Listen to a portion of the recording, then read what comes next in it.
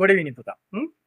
අද ඔයාලට කියලා දෙන්න යන්නේ මේකත් මාස්ටර් බෲස් ලීගෙම පොඩි ඇඩ්වයිස් එකක් කියන්නම්කො පොඩි ටෙක්නික් එකක්. මේක ගොඩක් දුරට සමාජයේ වෙන දෙයක්. මම කෙටියෙන් ඔක්කොම අවබෝධ කරගෙන ඔයාලට තේරුම් කරලා දෙන්නම්. මෙහෙම අපි හිතන්නකො පාළු වීදියක ඇවිදගෙන යනවායි කියලා. ඇවිදගෙන යනකොට ගොඩක් දුරට මේ මාසල් ආර්ට් පැත්ත ගැන ඔයාලා හිතන්න එපා. ලොකුවට කික් ගහනවා, ලොකුවට පංච් කරනවා. ඒ කතන්දරේ පොඩ්ඩක් අමතක කරන්න.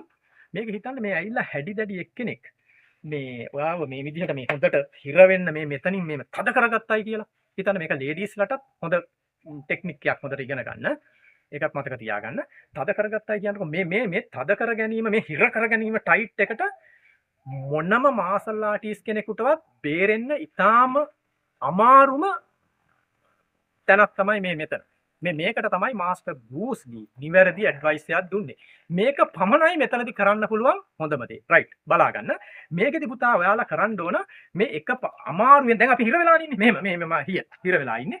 අමාරුවෙන් මේ පාදයේ යම් පාදයක් උස්සලා ඔබ සයිඩ් කරන්න බලන්න.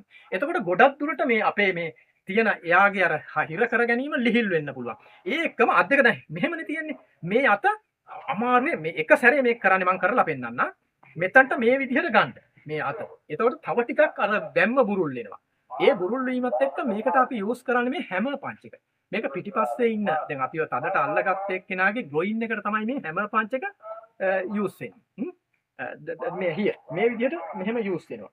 මේක මම කරලා පෙන්නුවොත් එක ගමනක් කරලා පෙන්නන්නම් බලන්න මේ තද වෙන ඒ විදිහට. ඒ අර පොඩි හම්බ වෙන අපිට පොඩි ස්පේස් එකෙන් ප්‍රයෝජනයට ගන්නවා. හැබැයි මම මේ දෙයක් කිව්වයි. මේක 100ක් කම්ප්ලීට් එකක් නෙමෙයි. මොකද අපි කරන්නේ බැරි ජොබ් එකකට අමාරු උත්සාහයක්. හැබැයි ඔයාලගේ පුහුණුව මත, කොන්ෆිඩන්ස් මත 90ක් 80ක් 70ක් 50ක් වෙන්නත් පුළුවන්. එහෙම සාර්ථක වෙනවා. හොඳට ට්‍රේනින් කරලා හොඳට ඔළුවට දාගන්න ට්‍රේනින් එකට වැඩිය මේක අවශ්‍ය ඔළුව මොලේ පුහුණු වී කරලා පුහුණු වෙන්න. රයිට්. ඕකේ. හොඳට පුහුණු වෙන්න.